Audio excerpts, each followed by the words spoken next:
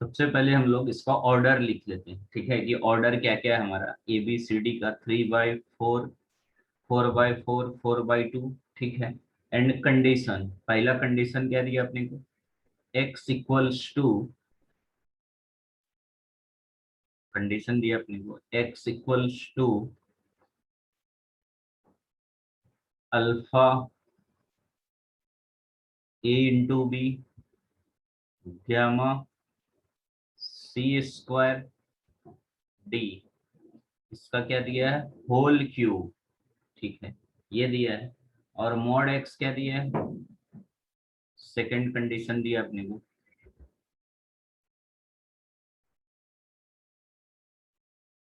Mod x है अपना, mod x equals two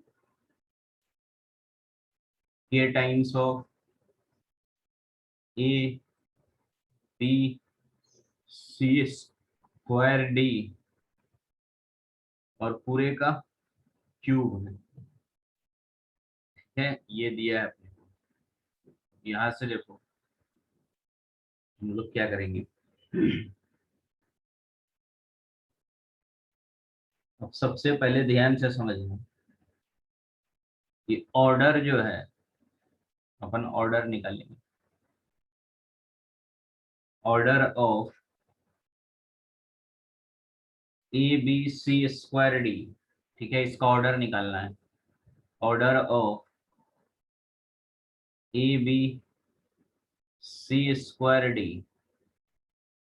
is, क्या होगा ऑर्डर इसका बताओ, ABC² का ऑर्डर अपने को निकालना है, ठीक है। इसका ऑर्डर कैसे फाइंड करेंगे, ठीक है, इसका ऑर्डर फाइंड करना है। 2/2 आएगा। हाँ, इसका ऑर्डर आ जाएगा 2/2 ऑर्डर आ जाएगा, ठीक है। कैसे आएगा वो समझ रहा है, ऑर्डर इसका 2/2 कैसे आएगा,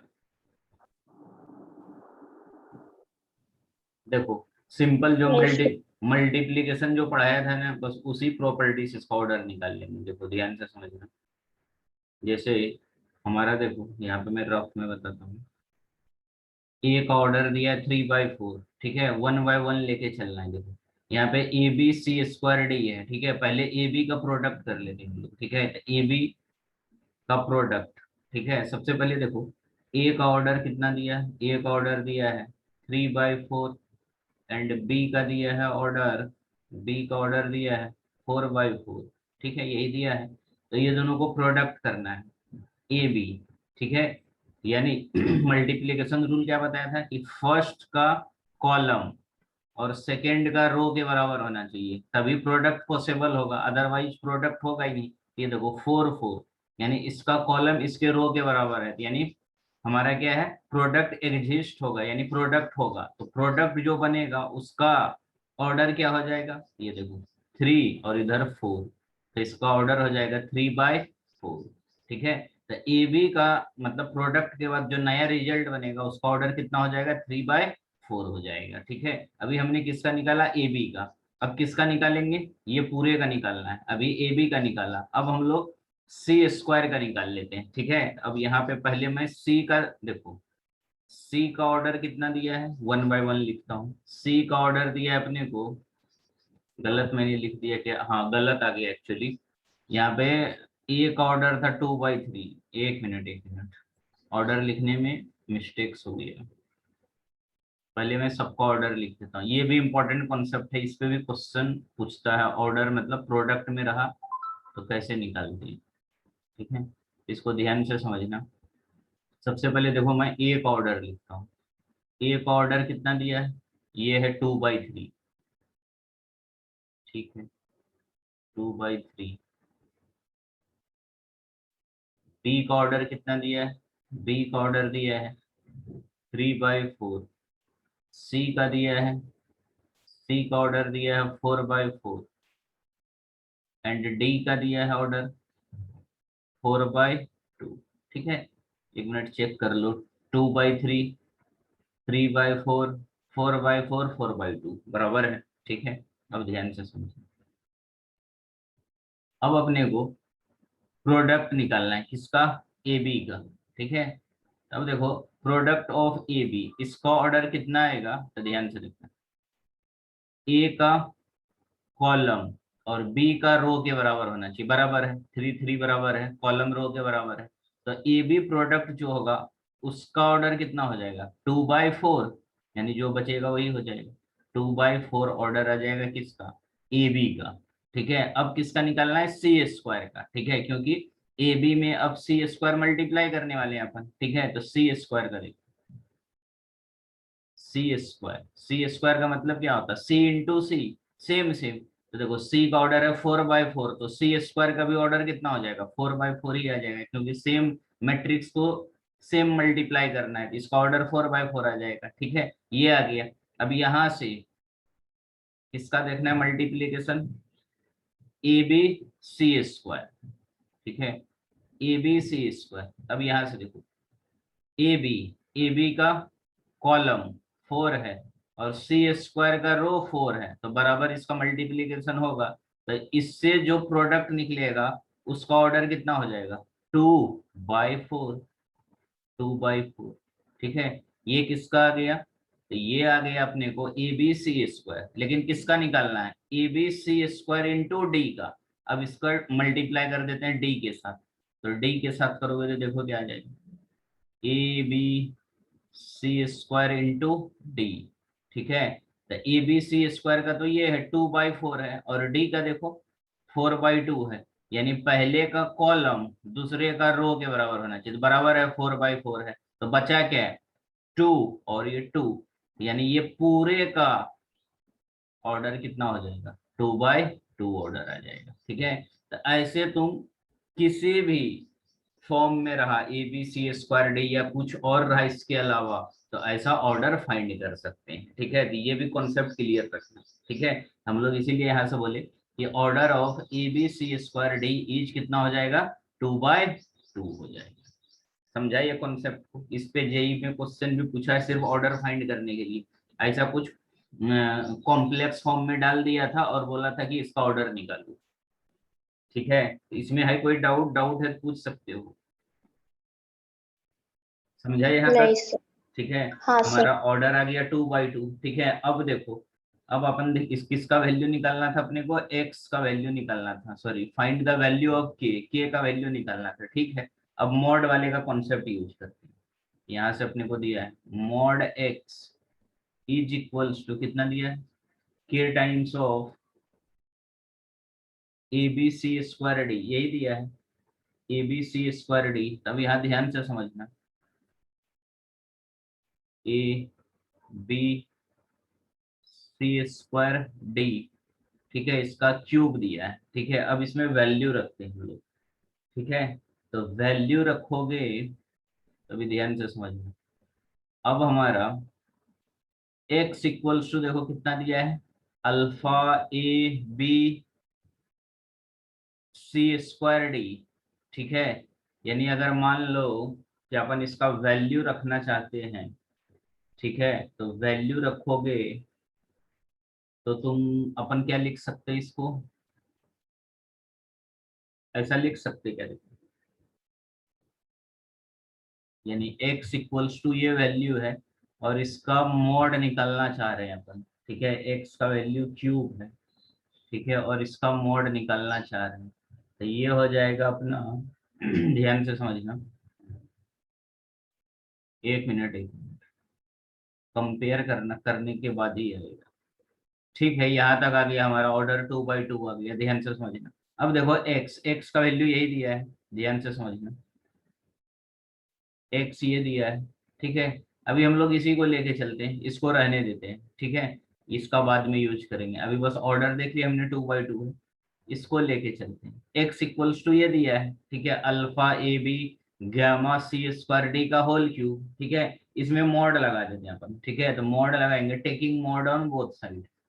तो मॉड लगाएगा तो इधर भी मॉड आ जाएगा। ठीक है, ये आ जाएगा alpha A B gamma C square D. ठीक है, और ये क्यूब है तो अपने को प्रॉपर्टी पता है।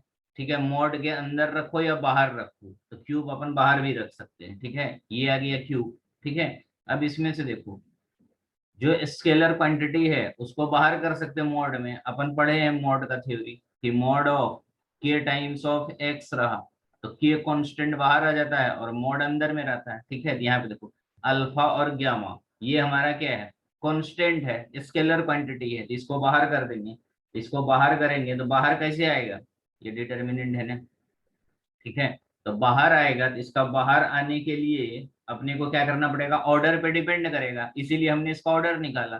ठीक है, तभी A B C square D इसका ऑर्डर कितना है, 2/2 ऑर्डर है। तो इस पे पावर ध्यान से समझना, जैसे मैं बताया था कि जैसे मॉड मॉड मतलब डिटर्मिनेंट, डिटर्मिनेंट ऑफ के एक्स है, मान लो इसका ऑर्डर है n/n का मैट्रिक्स है। जब के बाहर आता था तो के पे पावर n आ जाता था into determinant of x, mod नहीं एक्चुअली, बोलने के टर्म में हम लोग बोल देते हैं मॉड है, पर ये क्या है, डिटर्मिनेंट ऑफ एक्स है। ठीक है, तब यहाँ पे देखो अल्फा गामा कांस्टेंट है तो ये बाहर आएगा, तो बाहर तो आएगा लेकिन साथ में क्या आएगा, इसका ऑर्डर भी साथ में आएगा, तो ऑर्डर 2/2 है यानी 2 ऑर्डर है। तो अल्फा पे भी पावर 2 हो जाएगा और गामा पे भी पावर 2 हो जाएगा। ठीक है, और पहले से पावर कितना है, ये 3, तो ये 3 तो रहेगा ही, होल पावर 3 रहेगा ही। लेकिन यहाँ से डिटर्मिनेंट से बाहर होने के कारण इस पे पावर क्या आ गया, alpha square and gamma square. क्यों, क्योंकि ये मैट्रिक्स का ऑर्डर कितना है, 2/2 है, बाय यूजिंग द प्रॉपर्टी, ये वाला प्रॉपर्टी से।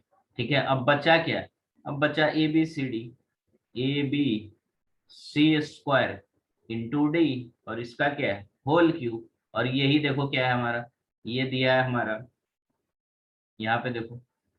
अब इसको कंपेयर कर लेंगे, ये आ गया तुम्हारा मॉड एक्स, इसका नाम डाल दो इक्वेशन नंबर 1। और ये क्वेश्चन में दिया था, ये देखो ये वाला। ठीक है, इसको मैं यहाँ पे लिख देता हूँ, mod X equals to K times of A B C square D का होल क्यूब, इसको दे दो इक्वेशन नंबर 2। ठीक है, अब ये दोनों को कंपेयर करो, इक्वेशन फर्स्ट एंड सेकेंड। ठीक है, तो दोनों का लेफ्ट हैंड बराबर है तो राइट हैंड भी बराबर हो जाएगा, तो राइट हैंड में देखो ये और ये सेम है, तो बचा क्या, बचा बस यही कि के किसके बराबर हो जाएगा, इसके बराबर हो जाएगा। ठीक है, तो अपन बोलेंगे इक्वेटिंग, इक्वेट किया, तो इक्वेट किया यहाँ से हो जाएगा, के का वैल्यू निकालना था, तो के इक्वल्स टू आ जाएगा alpha square into gamma square पे पावर 3। ठीक है, इसको ऐसा भी लिख सकते हैं, दैट इज के इक्वल्स टू अल्फा पे पावर 6 इंटू गामा पे पावर 6, यही हो गया हमारा आंसर। ठीक है, तो थोड़ा सा प्रॉपर्टी यूज करना है और थोड़ा सा ध्यान देना है। तो क्वेश्चन था इजी, पर लेकिन जब तक इस टाइप का क्वेश्चन पहले से नहीं बना के रहोगे तो नहीं बना पाएगा पेपर में। ठीक है, तो एक आध बार प्रैक्टिस कर लेना, इजी है, बस ये प्रॉपर्टी यूज हुआ है, ये वाला प्रॉपर्टी यूज की हमने डिटर्मिनेंट का। ठीक है, और मॉड फंक्शंस लगा के इक्वेट कर दिए। ठीक है, और थोड़ा सा ऑर्डर का कॉन्सेप्ट था। ठीक है, इसमें है हाँ सर। कोई डाउट तो पूछ सकते हो। ठीक है, अब देखो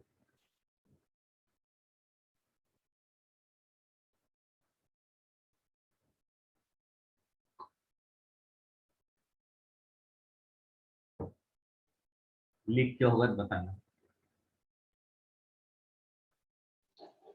सर लिख लिया। नेक्स्ट क्वेश्चन लिखो,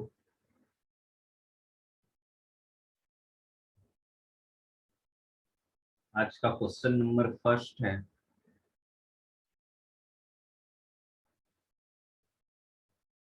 if a equals to 1 0 half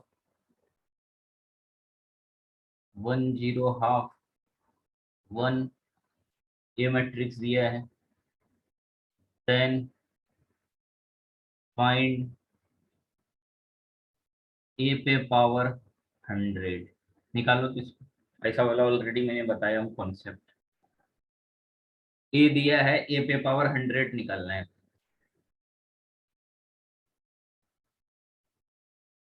1 minute time देता हूँ, निकालो फटाक से, तुमको इजी है।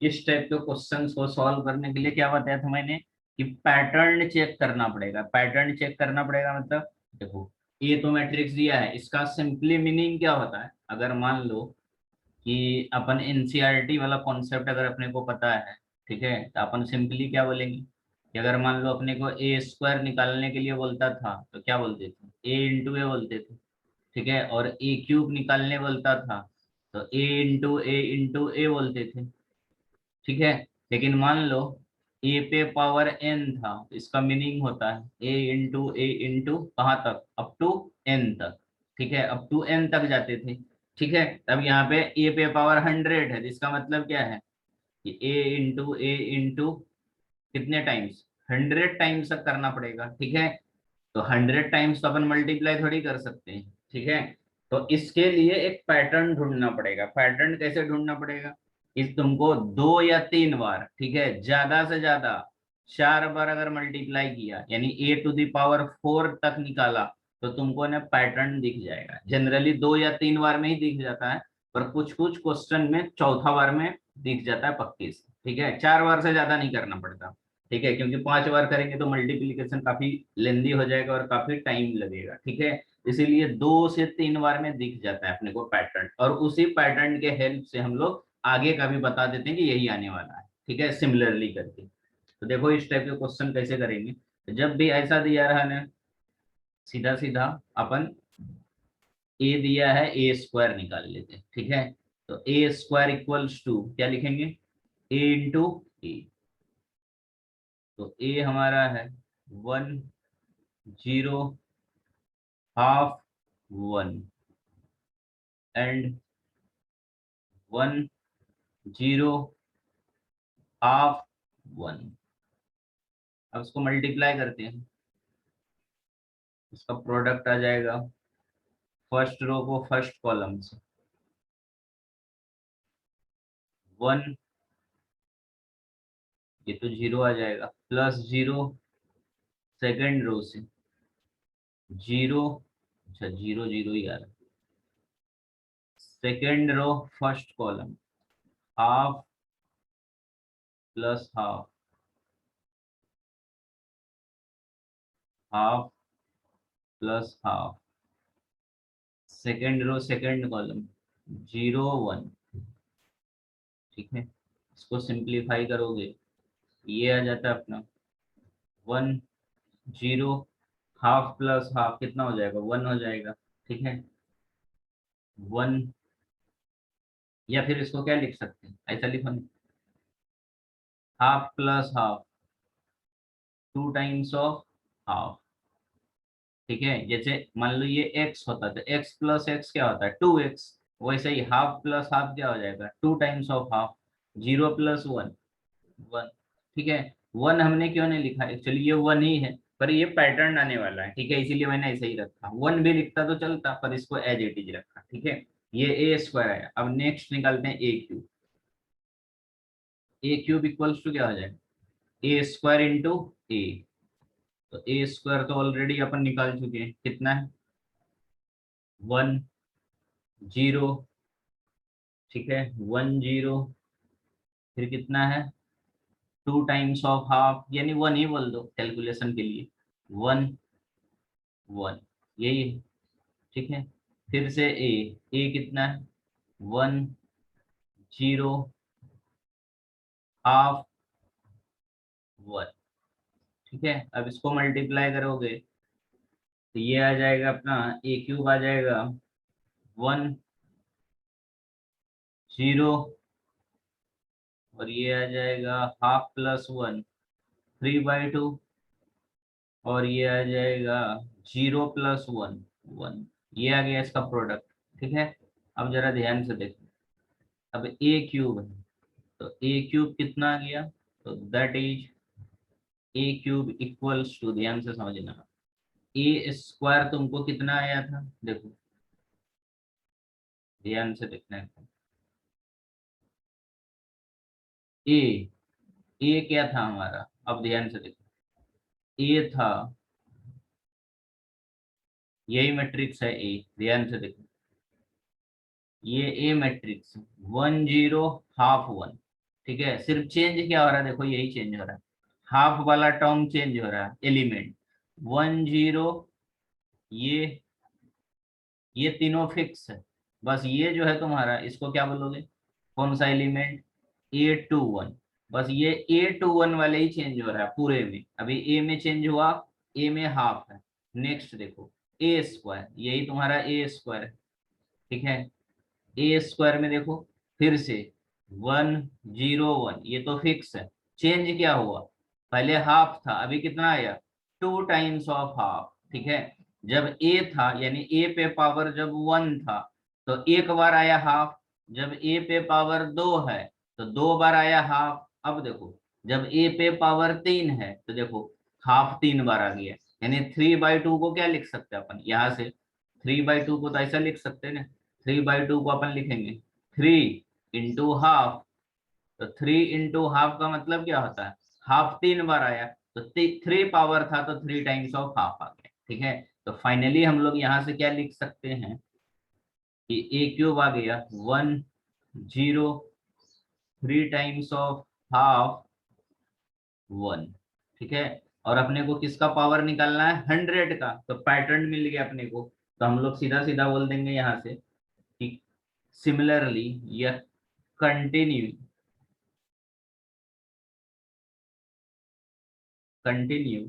इन दिस वे वी गेट। तो हम लोग बोल सकते हैं कितने भी पावर लिखने के लिए बोलेगा, जैसे 100 है तो A⁻100 क्या हो जाएगा, 10, ये तो फिक्स रहेगा, और इधर 1 भी फिक्स रहेगा। बस ये 3 पावर था तो 3 आया, 100 है तो क्या हो जाएगा, 100 टाइम्स ऑफ हाफ हो जाएगा, ठीक है। यही हो गया। अब 100 टाइम्स ऑफ हाफ कितना होता है, 50 होता है, तो इज इक्वल्स टू कितना हो जाएगा, 1, 0, 50, 1।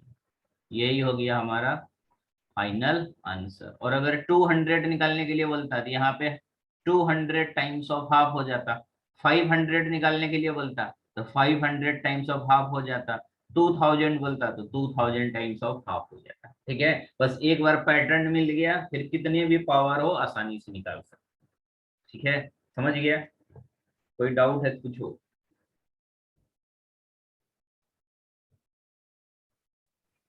नहीं सर।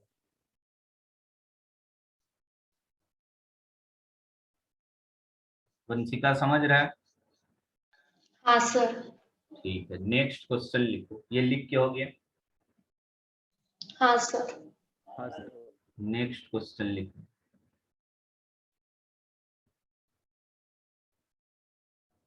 क्वेश्चन नंबर 2 लिखो, if omega is complex cube root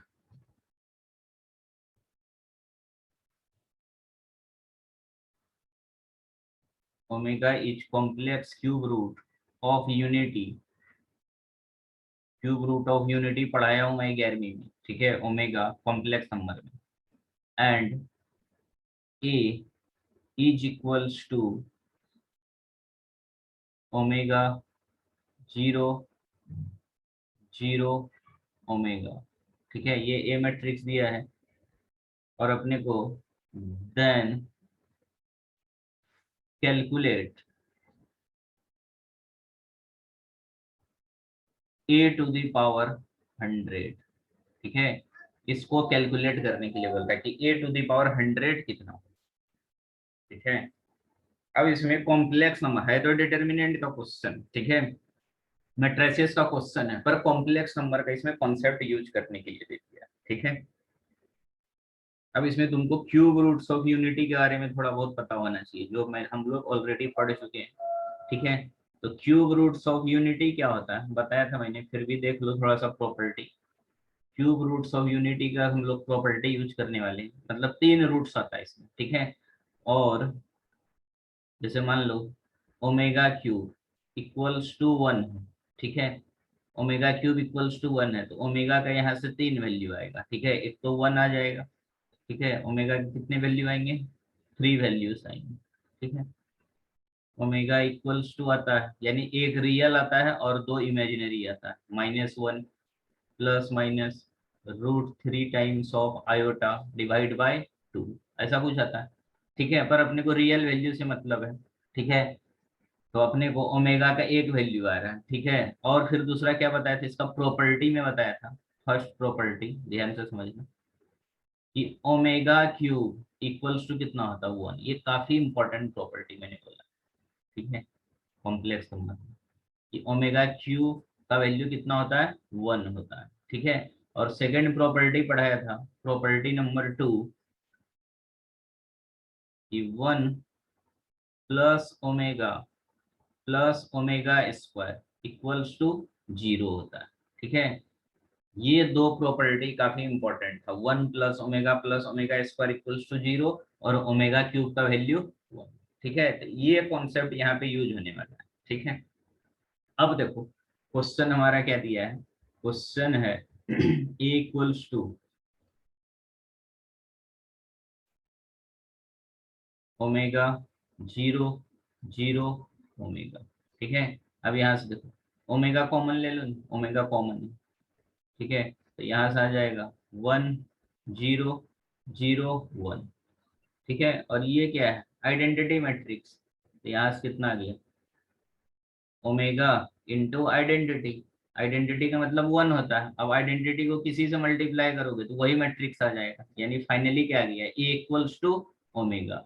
यहाँ से बोल सकते हैं कि that is A equals to कितना आ गया ओमेगा।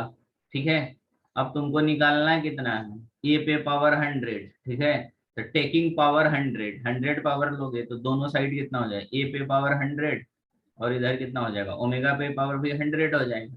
अब जैसे आयोटा स्क्वायर का वैल्यू मतलब आयोटा पे पावर कितना भी था, ठीक है, उसका वैल्यू और ओमेगा पे पावर वैल्यू निकालने के लिए बताया था मैंने।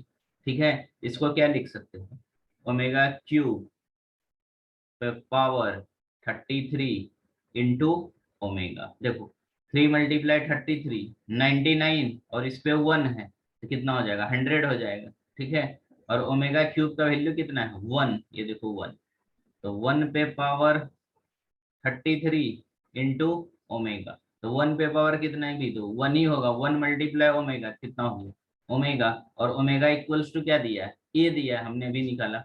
ओमेगा इक्वल्स टू क्या है अपना ए है।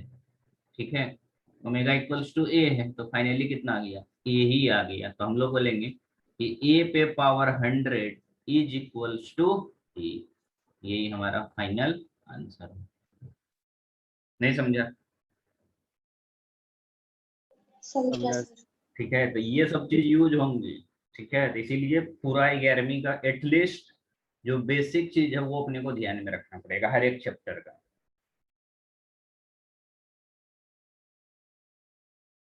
लिख के होगा तो बताना।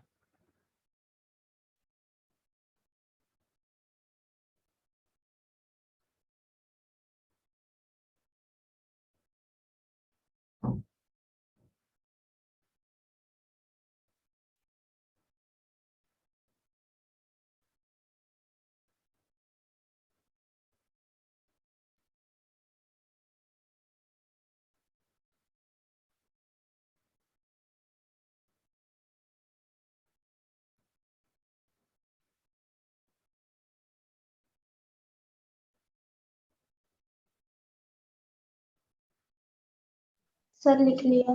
देखो थर्ड क्वेश्चन लिखो, next question.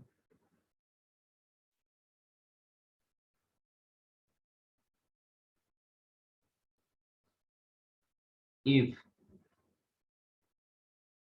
a equals to cos theta minus sin theta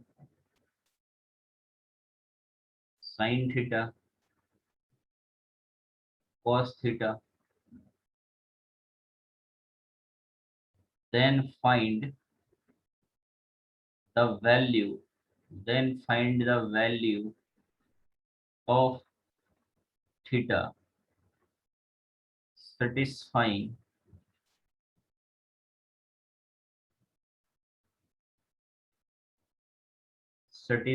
the equation satisfying the equation, equation दिया अपने को ए ट्रांसपोज, नीचे लिख देता हूँ, इक्वेशन है हमारा A transpose plus A equals to identity matrix I2, ठीक है।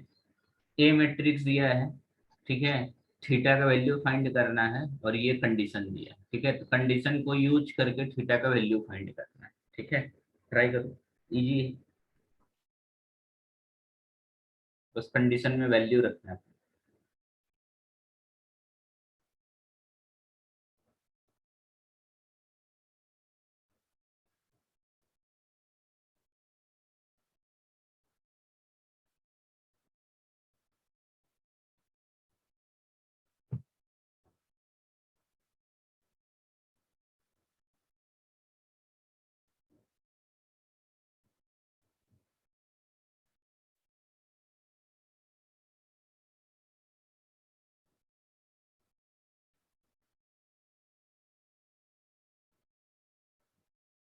देखो, ये कंडीशन में वैल्यू रखना है, तो A transpose plus A equals to I2 है, ठीक है।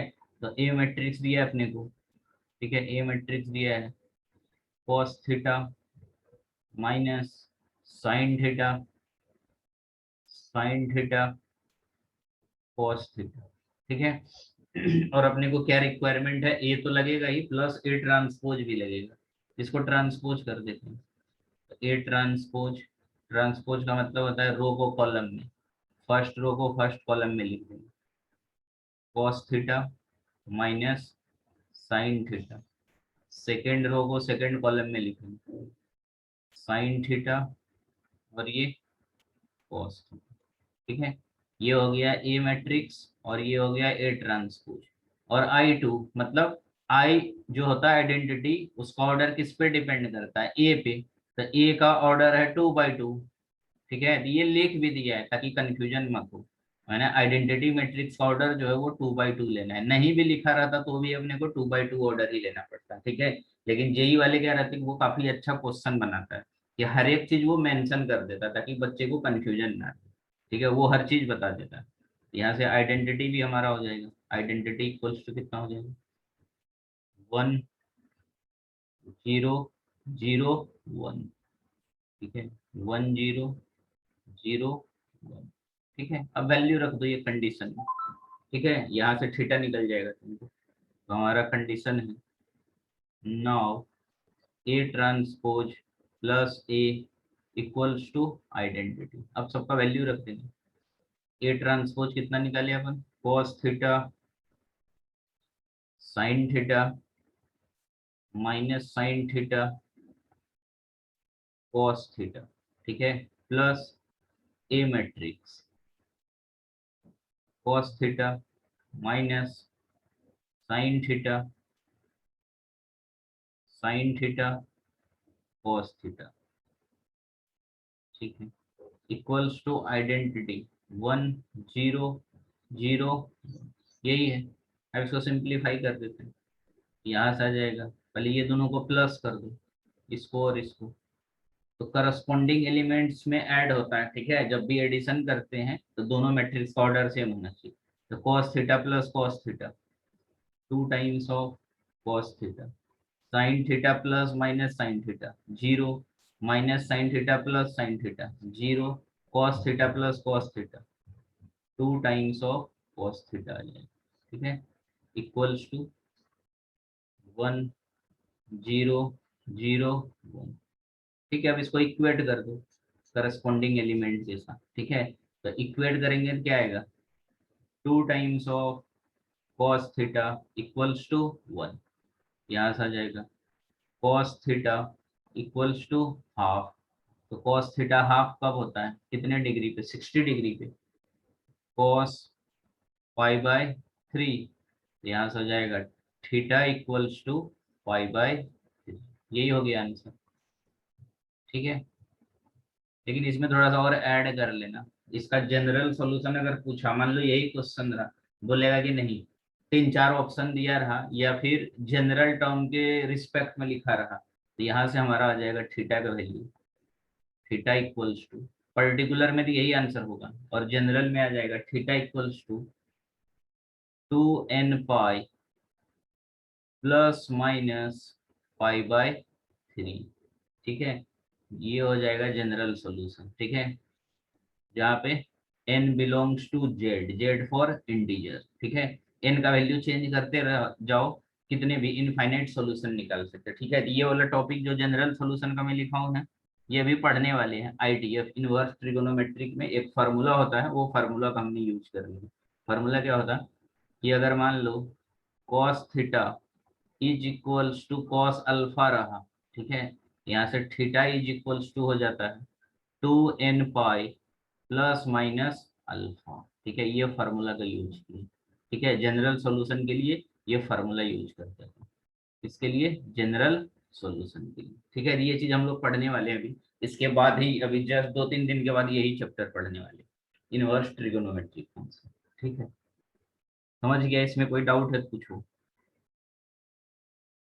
नहीं सर। समझ गया। ठीक है, नेक्स्ट क्वेश्चन लिखना।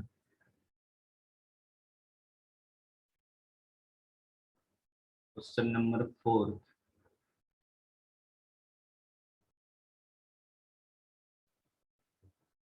if a equals to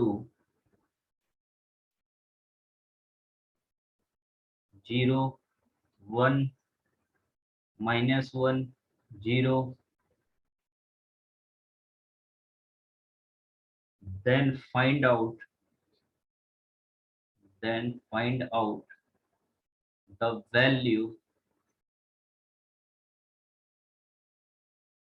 of alpha and beta such that condition है alpha I plus beta A का whole square equals to A square. ठीक है, इसको सॉल्व करो। ए मैट्रिक्स दिया है, अल्फा बीटा का वैल्यू निकालना है, और कंडीशन दिया है alpha I plus beta A का whole square equals to A square, जहाँ पे आई है आइडेंटिटी मैट्रिक्स और ए मैट्रिक्स दिया है अल्फा बीटा तो